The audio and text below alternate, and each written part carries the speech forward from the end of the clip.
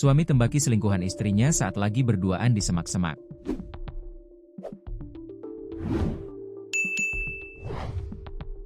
Beginilah nasib pria di Bondowoso, Jawa Timur yang tembaki selingkuhan istrinya saat lagi berduaan di semak-semak. Adapun seorang pria di Bondowoso nekat menembaki istrinya dan selingkuhan istrinya saat keduanya lagi berduaan di semak-semak. Pelaku penembakan berinisial AG itu pun menembaki keduanya dengan senapan angin karena dibakar cemburu. Korban yang ia tembaki berinisial DS. DS ini seorang pria idaman lain, yang diduga menjalin hubungan dengan istri AG.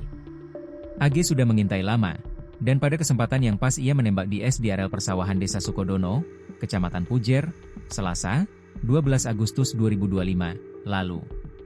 Polisi pun mengamankan AG yang diduga melakukan menembak DS menggunakan senapan angin.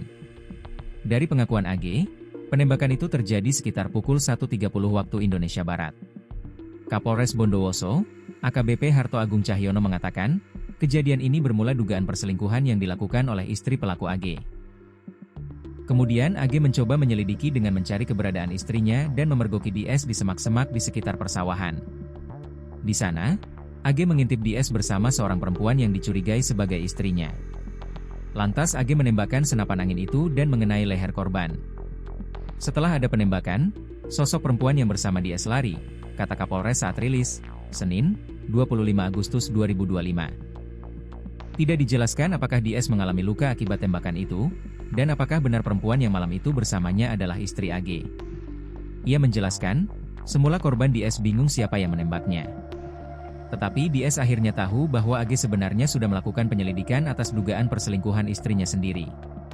Karena pelaku AG diduga sudah punya filing atas perbuatan istrinya, dan mencari lokasi dugaan perselingkuhan. Menurut penilaian pelaku, orang ini, DS, selingkuhan istrinya. Dan setelah ditembak lalu kabur, kata Harto. Kini pelaku AG diamankan bersama senjata angin dengan 14 amunisi. Dan pelaku disangkakan pasal 351 ayat 1, ayat 2, subs 359 KUH Pidana.